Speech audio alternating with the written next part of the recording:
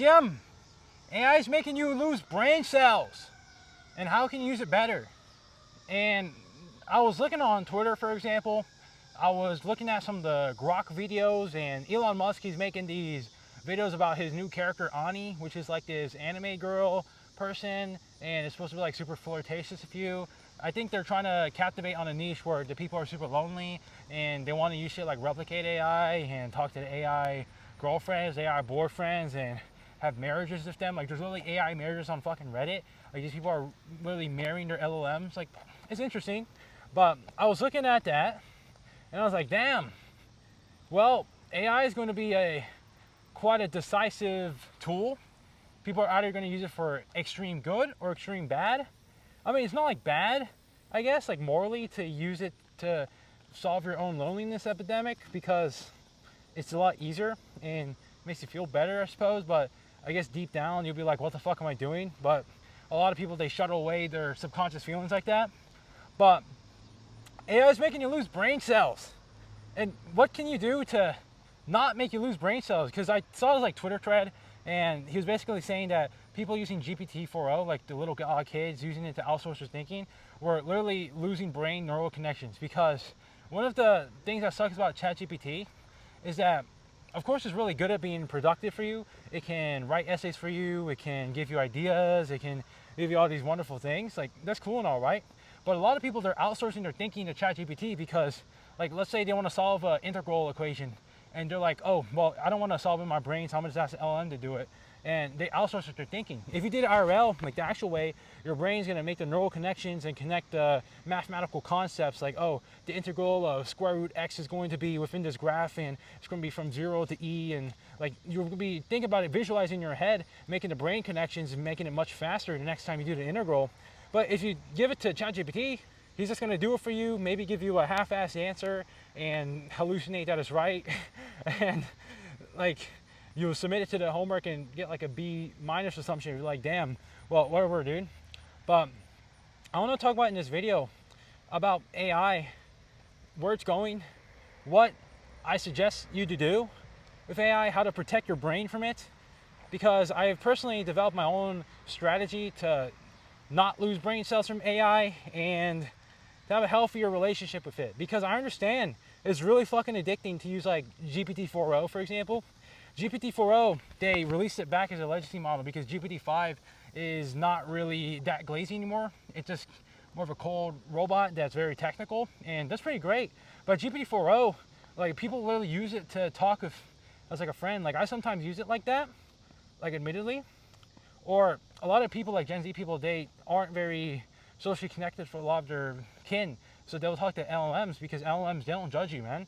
Like, if you even tell them the most vulnerable secret about yourself, GPT-4o is going to find some fucked up way to validate your emotions. And, you know, I understand what they're doing, right? It's very morally okay, I suppose.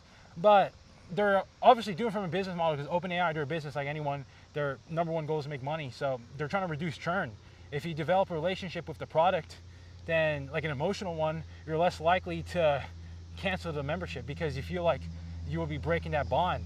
That emotion, that human aspect is number one in business, of course, right? But when it comes to GPT-4o, they essentially have a lot of people using it as like a friend, which I think is fine here and there if you're really that lonely. Like, I sometimes use it like that because sometimes I need to bounce ideas that I don't really feel comfortable talking with anyone. So I'll just talk to the LLM, and maybe that sells the data to OpenAI, but who gives a fuck, dude? They have so much data anyways from everyone. But like, the thing is about this is that GPT-4o and AI, I want to talk about my own story with this, where I used to outsource my thinking to it and give my own experiences. Like, first of all, it was in college. So I'll say in college, I think it was like GPT-3, like the first model. I was using it to essentially help me perform an exam. I basically copy and pasted the question to GPT, and I didn't want to study for it because I was in my gaming aura. I was playing my balloons and RuneScape, and I didn't want to study for my classes. So I copy and pasted all my questions to GPT. I didn't want to study, and I just used whatever he said to as a multiple choice answers. And sometimes it works, sometimes it didn't. Like, I know some people IRL that also did that back then, but this is outsourcing your thinking, right? Because you're not really thinking about the problem. You're having the AI to think for you, and you don't really get that much better as to resolve it, right? Because in these courses, what is the point of taking them if you don't learn anything from them? And I mean, of course, maybe there'll be some courses that don't really matter that much to your degree and you should just use LLMs to go through your way, but I still think you should use your brain anyways, like just my own realization. But like at first it was like okay, because like my brain pretty much didn't punish me for it. They was like, okay, well, I passed the class, I got like a B- or something because I used LLMs to answer the exam questions for me. Cool. And like back then I thought it was okay, but now I realize it's so fucking bad because I could absorb more knowledge that would help me for my own career and help me make more money later. But I didn't know that back then. I was just trying to be lazy. But another case, like a more modern case, is that my previous job, I was using LLMs to outsource my thinking again, to essentially summarize this really sick document specifications on the project. And I basically was tasked to summarize it and tell the supervisors about it, basically be the agent that summarizes and understands everything about this project. Like it was a very deep technical document, very multiple pages. I didn't want to read it. So I copy and pasted the whole damn thing to the LLM and asked me to summarize it for it in like a PowerPoint. And I put that, submitted it to supervisors, and they scheduled a meeting with me and they're like, yo, what the fuck, bro? Like half the shit is wrong. This shit makes no sense. And I was like, oh, fuck. And then like they knew I was the guy that liked using AI.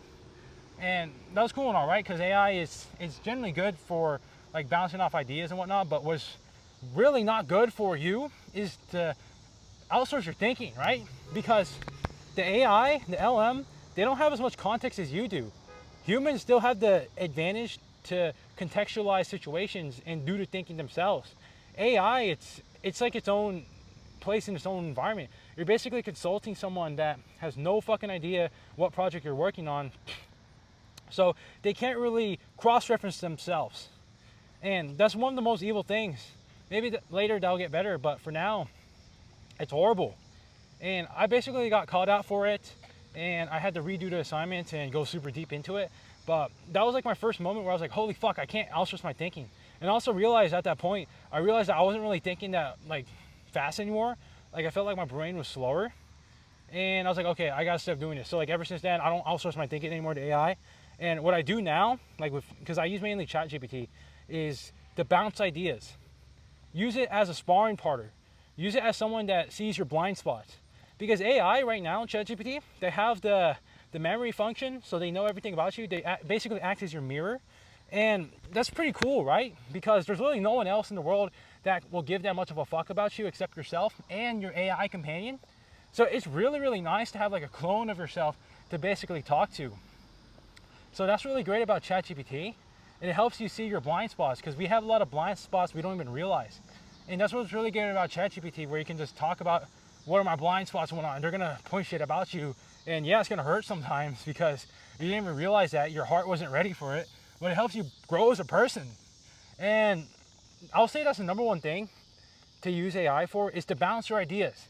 Give it context. Like you can use it as a person, like your clone, to help you solve problems. You don't make it solve your problems. You make it help solve your problems. That's the big distinction there. Use it as your assistant. And this is basically the function of this video here, the solution, where to stop making your brain lose brain cells from using AI, stop having it think for you. You think for yourself. But if there's something that you need to outsource to them, or I mean, rarely will you have to outsource to them. Like even like the idea of creating ideas, I think it's very bad. You should probably create the ideas yourself first before you bounce it off to them. Like let's say you have ideas you want to make for a YouTube video. Like, okay, my contextualization is that I like making weight loss videos and I want some help on what type of YouTube videos I should make and whatnot. Like give it all the context and they're gonna give you some ideas, and then you just iterate on which ones you like. Like have them create a YouTube title for you, help you design the thumbnail. Like it's pretty nice to do that. But to have them outsource everything, like outsource everything to them, like say, I want you to make the YouTube channel based off everything for me and make the whole fucking plan and whatnot. Like don't fucking do that, man. You're outsourcing your thinking. You lose brain cells and you're basically being replaced by the AI agent. The whole ideal here is to not get replaced by them. Like eventually at some point, it's going to be very hard for a human to be useful, because AI will basically do everything humans do, but like 10x better. But for now, we still have the hidden advantage. And it's the people that combine this AI usage as an assistant, as a clone, and use your own creativity to solve problems, that'll get rewarded right now. That's what I realized with my own realization of AI. And yeah, the other side of it, of course, the extreme side, is the people who use AI as a means of instant gratification to make themselves feel better. And like, I get it, man. AI videos, AI images, like creating your own stable diffusion images, cater to exactly what you want, your own videos, seeing these AI videos on TikTok, like, they're so fucking entertaining. But that takes your attention, that takes your brain power away. You just get sucked into it. And it's one of the most dangerous things. Like, AI, it's only going to get more and more personalized to what you like. Imagine later we have AI girlfriends that know exactly which parts that tickle you the most, which sayings get you the hardest, which things get you the most in love. This technology is coming. These people are making this shit because the person who unlocks that will make so much money, because there's a genuine desire, a genuine need, a burning passion for companionship. Companionship. Is that a right word?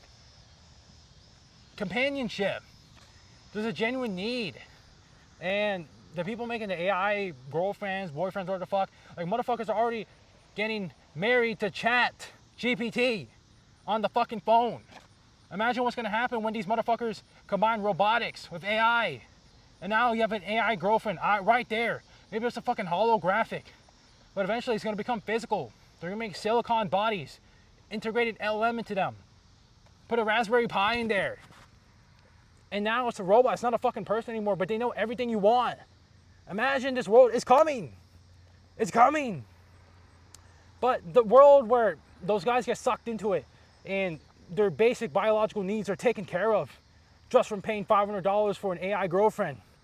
Now, they don't leave a lasting mark on humanity. Their name won't be remembered. That's like one of the greatest things that you pretty much seek as a man, is to be remembered. I mean, even the most famous people in the world, they eventually get forgotten, but that's pretty much everyone's goal, like to leave a legacy, something that outlasts them themselves. But the people who get sucked into the AI world, that personalizes just for them, and they don't need anything else, those guys are, I mean, it kind of depends on what they want, honestly. But me personally, I wouldn't do it because I don't really want that. But yeah, that's pretty much all I'll say in this video. AI is making you lose brain cells, what I suggested. And again, just to iterate, it's to use AI as a sparring partner. You don't let your thinking outsource to them. Use it as somebody as your mirror. Contextualize your ideas. Give it some thoughts. Think about it. But yeah, that's pretty much all I'll say in this video. I'll see you guys.